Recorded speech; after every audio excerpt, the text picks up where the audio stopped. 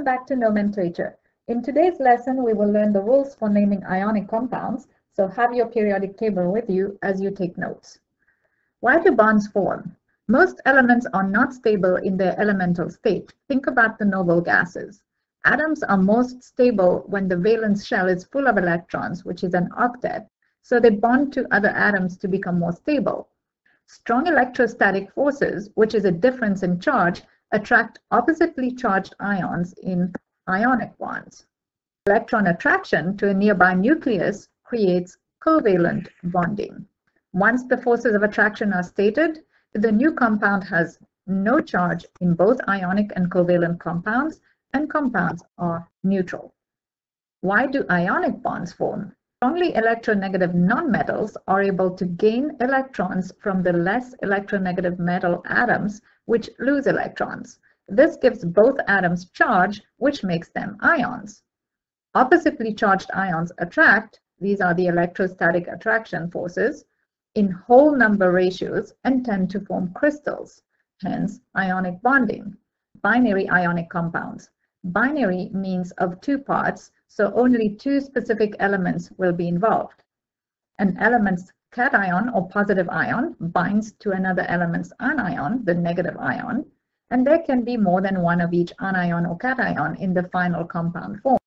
Now we are going to go through the steps of writing formulas for monovalent binary ionic compounds. Step 1 is to determine the charge or oxidation number on each ion. Remember, these are monovalent ions, so the trend for the charges are on the periodic table. Remember that zinc, cadmium, and silver are also monovalent ions. In ionic compounds, formulas are written with the cation first, followed by the anion. Step 2 is to write the cation with the charge first, followed by the anion with the charge. This is the same order as the written name. So let's take a look at magnesium fluoride as an example. Magnesium, Mg, has a charge of +2. Fluoride has a charge of -1, so F negative. In step 3, we manipulate the quantities of cation and anion as subscripts in order to balance the charges. The total compound charge should equal 0 because remember, compounds are neutral. Finally, the cation and anion need to be in the lowest whole number ratio possible. So in our example, on the magnesium side, I have a total charge of +2. On the fluoride side, we have a total charge of -1. These do not balance.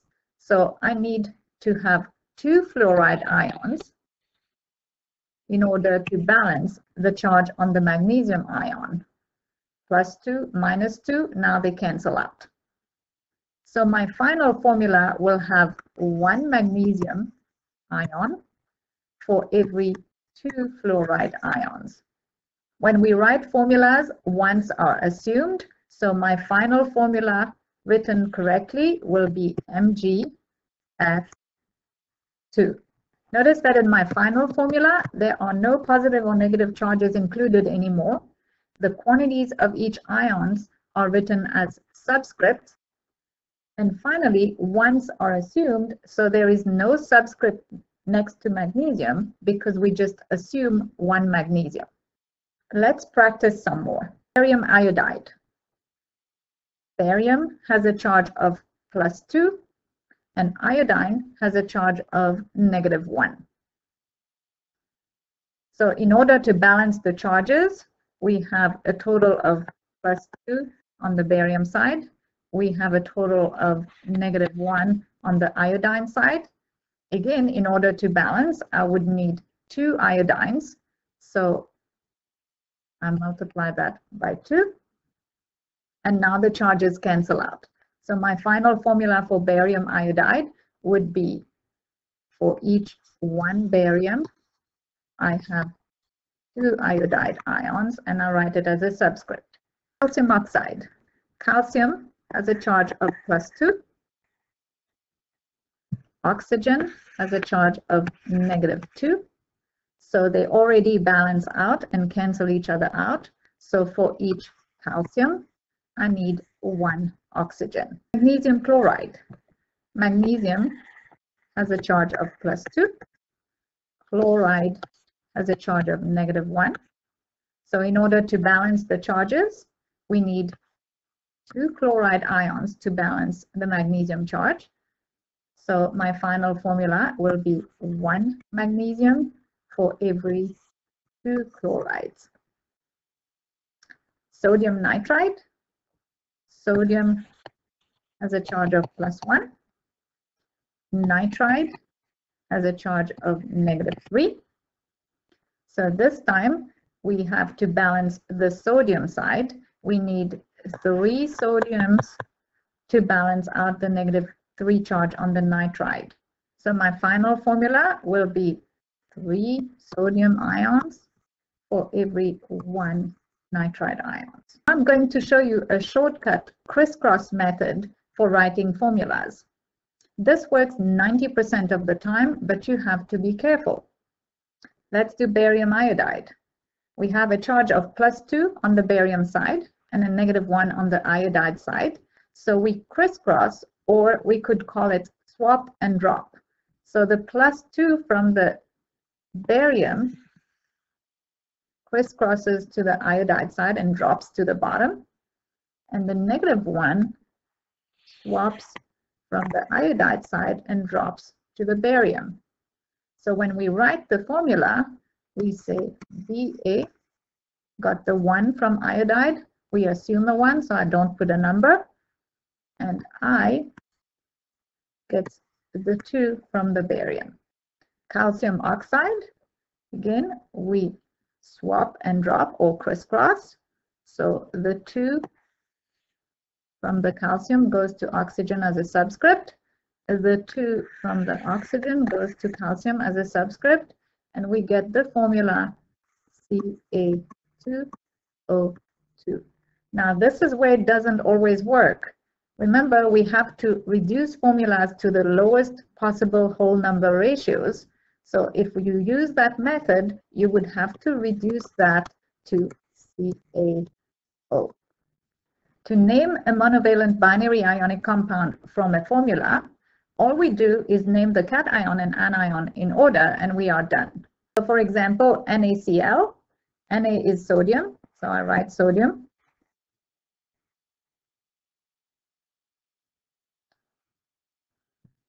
Cl is the chloride ion, so I write chloride.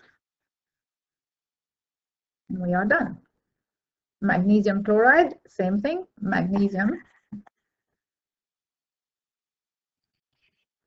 And then we have the chloride ion, so I write chloride. Let's practice some more. LiCl, Li is lithium, Cl is chloride, so I have lithium chloride. CaF2, Ca is calcium, F is fluoride, so calcium fluoride. Notice Ra3N2, Ra is radium, N is for the nitride ion, nitride. Again, Na2O, Na is sodium, and O is oxide. Polyatomic ions can act as anions. Most polyatomic ions, you know, are negatively charged, so they will be the anions. For example, sulfate, chloride, and so on. Or they can be the cations, and pretty much the only one is the ammonium ion, which is positively charged. Also be careful, an "ite" ending polyatomic ion is different from the "ide" monoatomic ions. Compounds involving a polyatomic ion will be ternary for the most part, and the ones which have ammonium will be quaternary. The rules for writing formulas for ionic compounds with polyatomic ions are pretty much the same as the ones for binary compounds. First, we write the cation and the anion. So let's look at ammonium carbonate here as our example. So the cation is ammonium, so I write NH4+. Then I write the anion, which is carbonate. So carbonate is CO3 with a -2 charge. Then we balance the charges. So we have a -2 charge on the carbonate side, and we have a +1 total charge on the ammonium side. These don't balance. So we have to have 2 ammoniums for each carbonate. Now I have 2 ammonium ions. I have to put a parenthesis and then say 2 ammonium ions. Then we have 1 carbonate ion, so CO3. Notice that we never alter the formula of a polyatomic ion. I did not remove that 4 as a subscript. Also, we do not distribute numbers into parentheses. What does that mean? I am not going to change this to N2H8CO3. That would not be correct. Practice some more. Calcium chloride. Calcium has a charge of +2 and chloride a charge of -1. So I have a total of +2 on the calcium side, and I have a total of -1 on the chloride side for the charges. So to balance the charges, I am going to need 2 chlorides for each calcium. So my formula is 1 calcium for every 2 chlorides. So I put my chloride in a parentheses, and then I put my subscript. Sodium bisulfate. Sodium is Na. It has a charge of +1.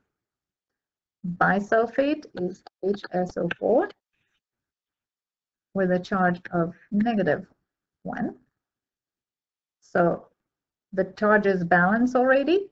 So I can write my formula as NaHSO4. Now I don't need to put a parenthesis around this one because the charge is balanced and I only have 1 bisulfate for each sodium. Gallium dichromate. Gallium is Ga with a charge of +3. Dichromate is Cr2O7 with a charge of -2. So to balance those, I am going to need 2 galliums to get a total charge of +6 on this side, and I'm going to need 3 dichromates to get a total charge of -6 on the negative side. So my final formula will be 2 galliums, so Ga with subscript 2, for 3 dichromates, so I put it in a parentheses, Cr2O7 with a subscript of 3.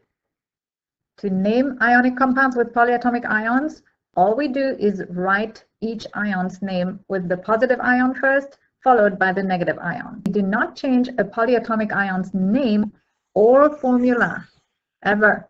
Ca3PO4 parentheses 2. Ca is calcium. I just write calcium. PO4 is the phosphate ion, so I just write phosphate.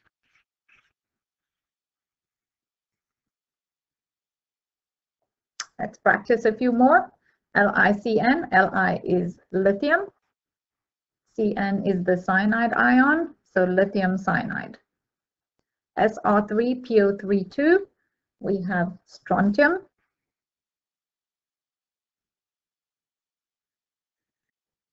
And then PO3 is for phosphite, so phosphite.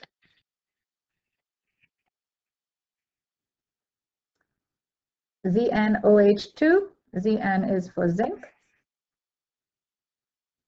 OH is hydroxide. So we have zinc hydroxide.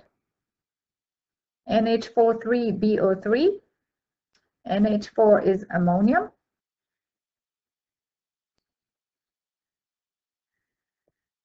BO3 is borate. That's one of the reference ions, not one of the ones you had to memorize.